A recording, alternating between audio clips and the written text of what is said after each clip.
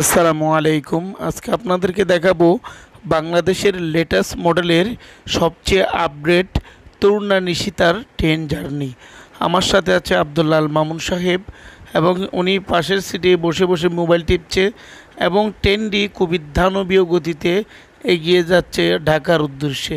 আমি চট্টগ্রাম থেকে রওনা হয়েছি, তারই মধ্যে আমরা কুমিল্লা এসে পৌঁছেছি, কিন্তু ভিডিও করতে পারি নাই, তার জন্য অবশ্যই দুঃখিত।